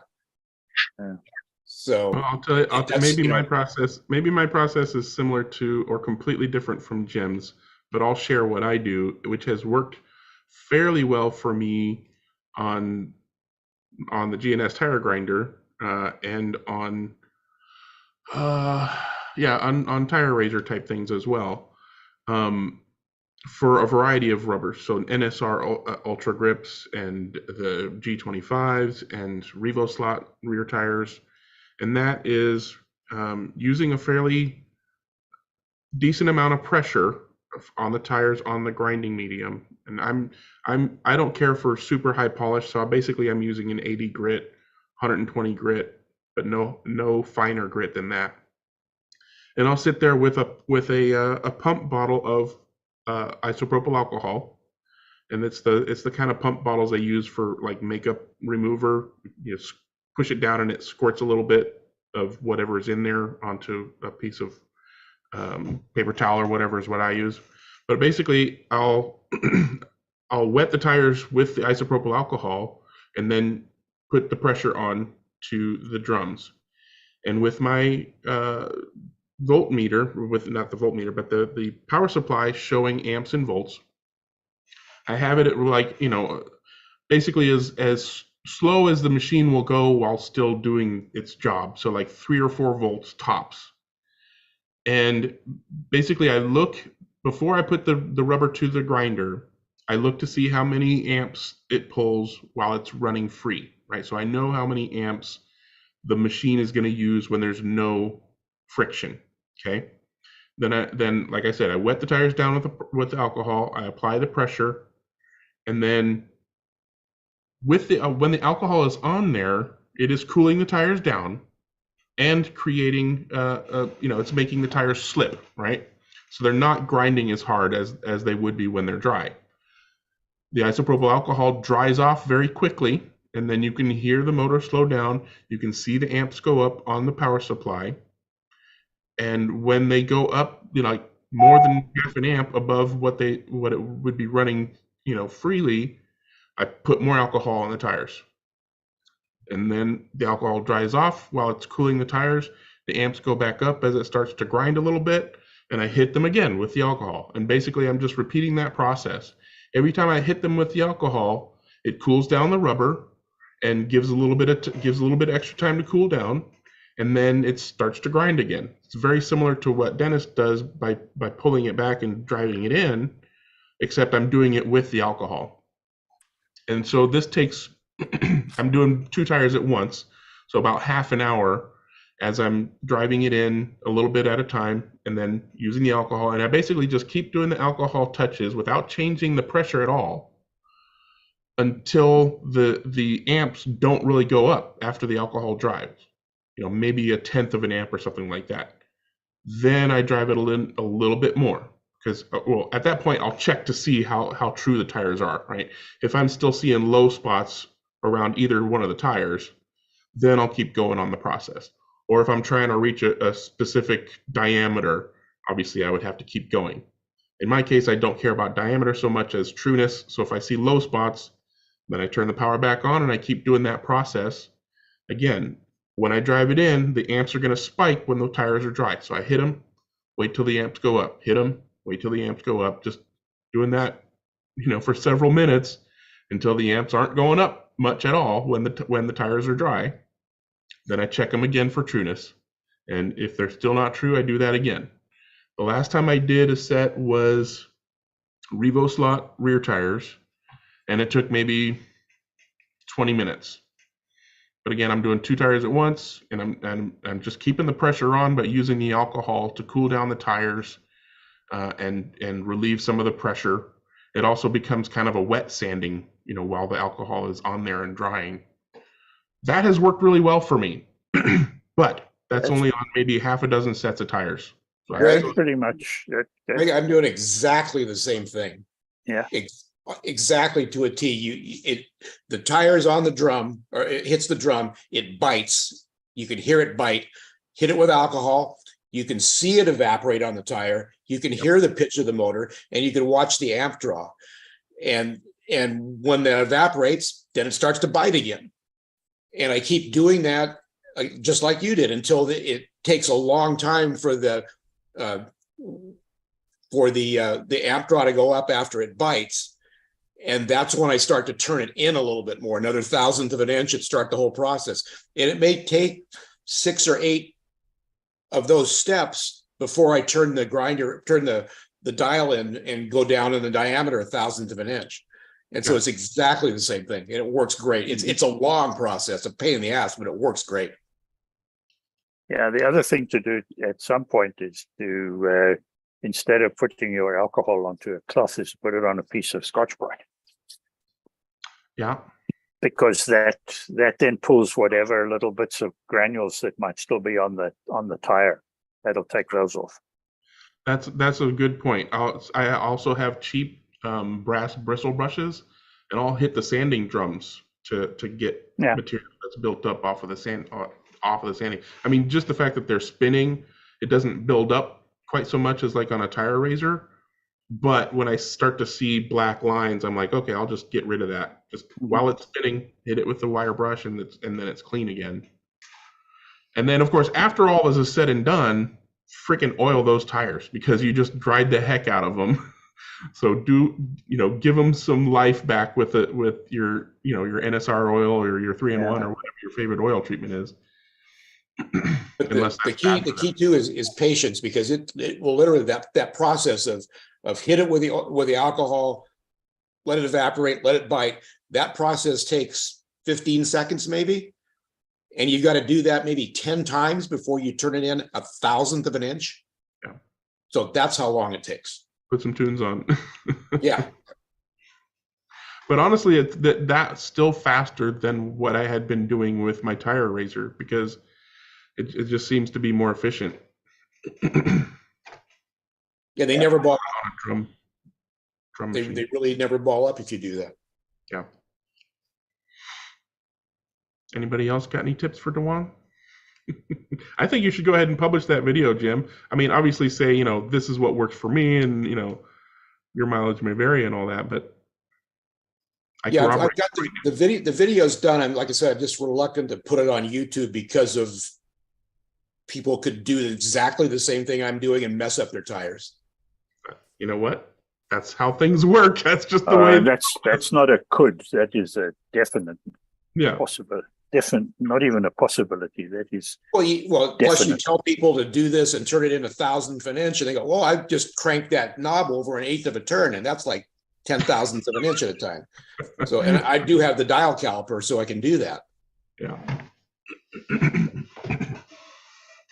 Yeah. Yeah, I was going to say not so much the method or the materials, but when you're working on truing your tires, use a voice recorder and just dictate your steps as you're going. And then there are programs that will convert the voice to text. And the other benefit of that is you can edit out the expletives that you've been using while you're trying to true your tires. Damn it! No, don't do that. The other thing too is all the process that I'm going through to get these G25s down to the size. It's worth it. Oh yeah. These tires are hard, which means they roll really good, but they have enough grip, and the lap times are going down with these tires on the tracks I run on. All right, Scott. Yeah, there we go. Hi, everybody.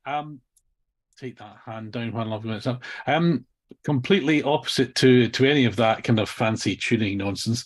As you know, I've been having tires come in packets and you put them on the rims. You know, that's what. But we had a big swap meet, or one of those big swap meets local to me the weekend. Actually, at a place called Havant, which is where Skeletric's factory used to be. So they use all the old branding and stuff.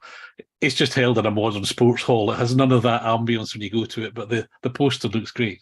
Anyway, it's the first one for a while, so I was keen to go. But I'd been very successful on eBay during the week, so I wasn't meant to be buying anything. But I literally walked through the door, walked to the first table, saw a car in a box, and I thought, yeah, I'm having that because it was only 15 quid. But at the same time, there was another car, a little red car, which was also only £15. And I thought, I'm going to leave that. And if it's still there when I come back, that's the fate telling me that I should have it. Well, the good news was there weren't very many people there, and it was still there. So when I hold it up, and the relevance to it is beyond what it is, it's a team slot. Hopefully that camera will pick that up. It's a team slot rally car. So I think the body is resin. I'm not 100% sure, but hopefully there's enough sort of detail in the camera that you can see. It's very crude. I mean, it's a team slot car from maybe 20 years ago. Now, the significant thing is the shape is roughly what it should be like, but the biggest thing is the difference in size. So this real car should be roughly the same size as a Corolla.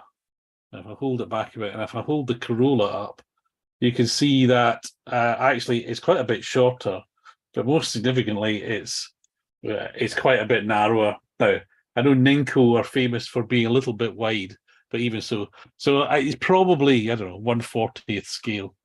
So it's the wrong scale. The shape is probably not very good. The rear tires rub on the arches if you screw the chassis in. On all respects, you think it's terrible. But there was me going, yeah, I've got to have that. It was only 15 quid. Now, the reason for mentioning is, of course, is at the minute, I think you guys are probably picking up on it as well. Our friends from Skeletrix are having a very hard time because they seem to be having a run on, shall we say, as we call them in the colonies, cock-ups. So the cars that are bad paint finish, or cars that Mario Andretti's got a huge head driving a brown Lotus, and I gather, and I haven't. So this could be scurrilous rumor, but I got that even the new Subaru Impreza, which looks fantastic in the pictures, but there's a misalignment on the front axle, so that from one side the wheel is too far back in the wheel arch, and from the other side the wheel is too far forward in the wheel arch.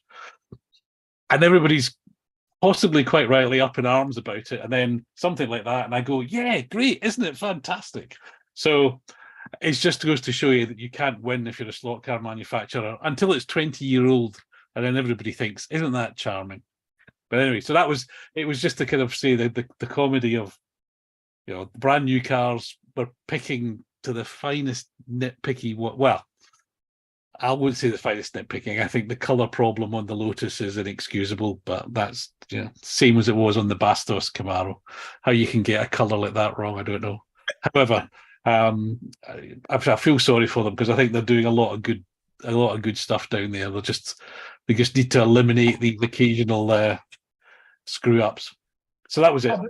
But Scott, it's nothing new. I mean, in the 60s, Eldon put out an RSK that was almost 1/24th scale and said it was 1/32nd. So, What car does that red body represent? It's supposed to be a Citroen. Now I forget that. I think it's a ZX. So a Saxo or something. No, like that? bigger than a Saxo. So it should. I mean, I have a Ninko Saxo, which in theory is a class below this car, and this car is smaller than the Saxo. So when you put it on the track beside the other cars, it's tiny. But no one else makes them. Well, I bought it. I thought nobody else makes this model, but someone reminded me today that Team Slot apparently have got a new model of this car on their to-do list, which is frankly amazing, because it wasn't a particularly successful rally car, but you never know. Yeah, that's the way the slot car rolls. well, this one doesn't, because the wheels jam on the body.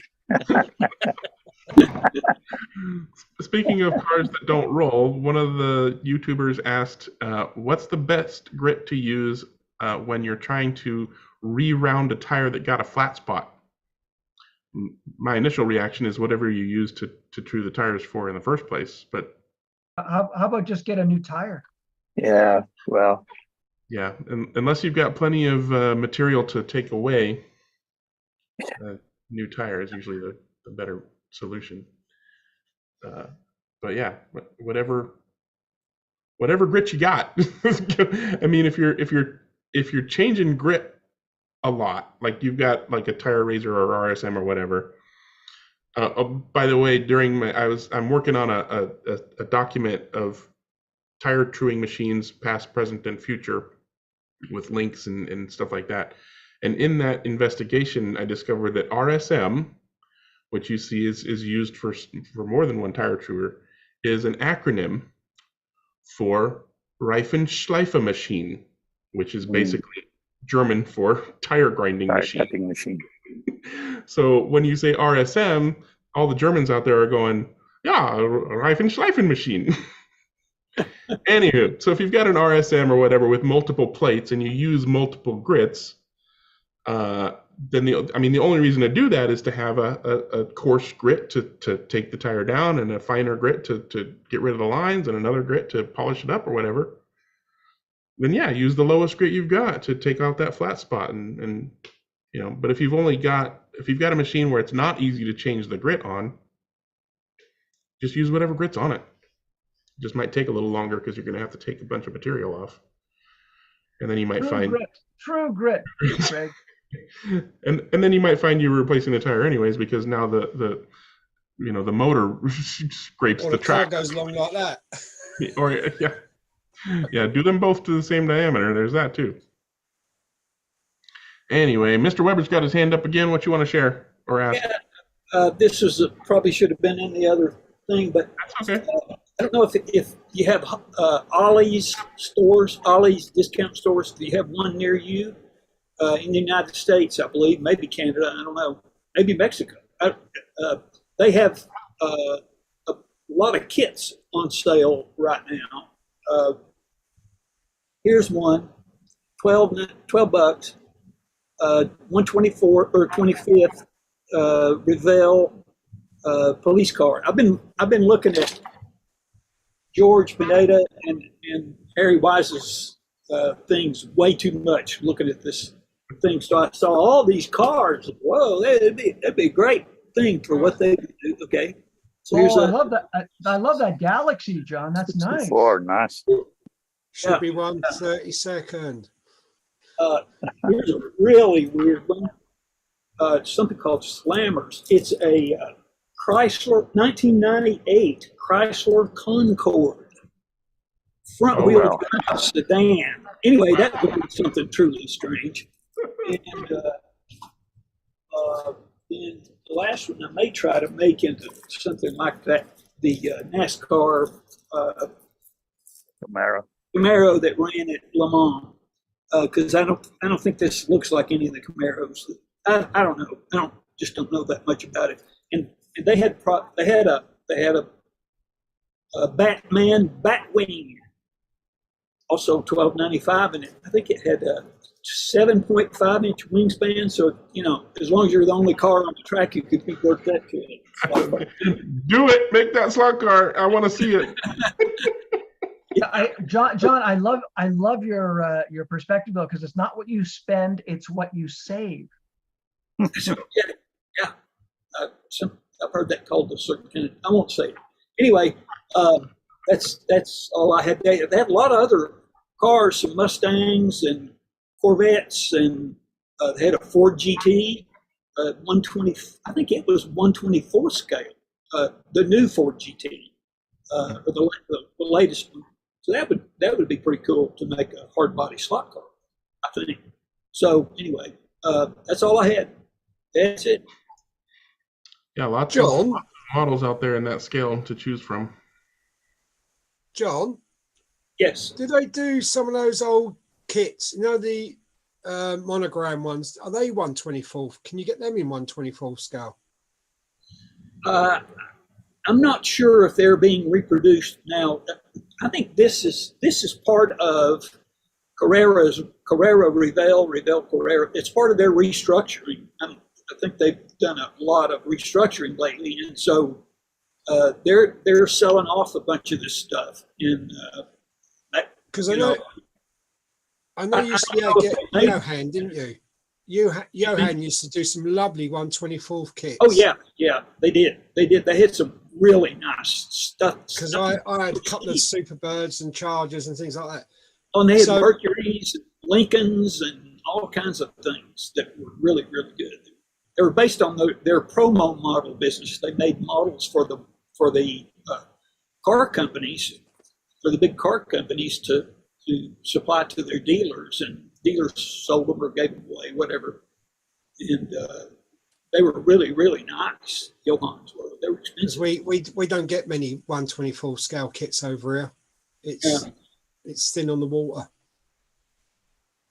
I think the Ford police car, this Ford police car, Crown Victoria police car, is like a contemporary of the Skelectric Blues Brothers car. Yeah. The second Blues Brothers movie, they destroyed, I don't know, who knows how many dozen of these things in these giant stunt wrecks. Tons of them. Anyway, that's it. Thank you very much. All right. Thanks for showing those off and reminding us that there's lots of slot car mod fodder out there and kit stuff to build. And Jeremy wants to get something in on the last 5 minutes. Go ahead, Jeremy. Mr. Colbert. Sorry. Yeah, there you go. That's me. Sorry. Did you guys see the news about that Carrera NASCAR collaboration? Did everybody see that? Yes. I'm just curious, like, how did that work with the Ferrari and Carrera? Because it just seems weird. Like, I don't know what. I mean, I'm glad somebody's making NASCAR, but I don't know. Nope. What do you I What don't do you think mean about how we it don't worked? got any industry insiders in here. I don't Yeah. think. Yeah. What do you mean how it worked with Ferrari? Because if they've got the license, they've either got the license or not. That's the kind of. Yeah, Well, Carrera Scalextric- took that license with Ferrari and started making Ferrari stuff exclusively. But around here, nobody drove Ferraris anymore. So it's like, there, unless you're racing Carrera specifically against Carrera, the competition I thought was better when everybody could make a Ferrari, and then we'd see, which car would kind of rise to the top. Now, when one person's locked in on NASCARs, there's probably gonna be a rush on the old like Scalextric Sidewinder NASCARs is my first guess.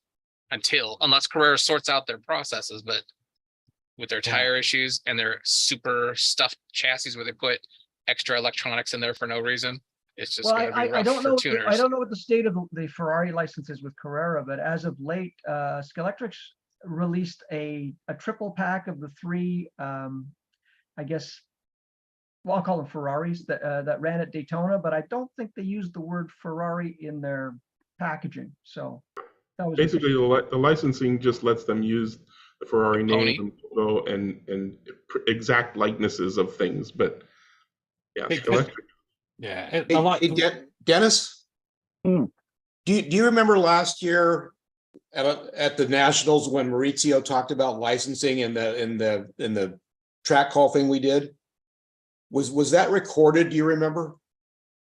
It was probably recorded. I don't recall. The reason I bring it up is Maurizio went into great detail about the licensing process that he has to deal with, and it was very informative, but I don't recall if it was recorded and put out or not. I don't know either. I would have to go back and have a look. I mean, I used to get involved a bit with this when I was at Toyota, and we were reasonably friendly about it. If somebody wanted to do it, and the biggest issue we were protecting against was poor quality, particularly from a health liability point of view. If somebody makes a poor quality toy that the bits come off and a kid will choke on, then the parents are going to sue who they think the biggest company is. It won't be the Chinese toy company, it'll be Ferrari or whatever. So that was kind of our way of doing it. And then obviously you can share data about things. I think Ferrari from what I gather, talking to you, they are very tight on this because it's a huge amount of money, Ferrari merchandise globally. But they're particularly interested in new stuff. They're not particularly bothered about old cars. And I wonder, I guess, that because Scalextric's obviously had a Ferrari license in the past when they made those P4s and 412s, that reissuing them, as long as they don't call it a Ferrari, they don't put for Ferrari, are not going to care. But I think that with the NASCAR situation, nobody else is doing them. So I think it's kind of Carrera or nothing. And at that point, probably Carrera's better. And I think they said, and I haven't seen any details on it, but I picked it up on one of the channels. They've said, or they've recognized the tire issue, and they're going to do something about it. Now, what that is, who knows? So at least they've recognized it. Now, if this NASCAR isn't going to come, NASCAR model, what's a year away at least, I guess, if they're only just announcing the license. So it may well be a better model than we think. Yeah, but it'll wait. Let's not trash talk any companies. It's such a niche business model, to make any money here. Maybe we can talk after the show. The good news is, Scott, now I know why my wife wants me to put my slot cars in my mouth. She's hoping that I choke. John, to answer your question, the Scalextric's Daytona triple set is marked under Legends. Yeah, Legends. Does it have a Ferrari badge on the side of it? The solo cars are marked as Ferraris. So maybe they're. If I remember correctly from that video with Maurizio, they said it's something to do with the age of the car. Maybe it goes into the open public domain after 30, 40 years or something. After a certain time. Or like Scott says, they just don't care that much. Yeah, that's a possibility. Well, I would think Carrera would then care because they. Yeah, it's never public domain, believe me. All Yeah. right. On So that how's note, Area I'm going to go 71 ahead got and round shut the doing live that? stream down and wave bye-bye. See you next week. Bye. Bye. Hold on.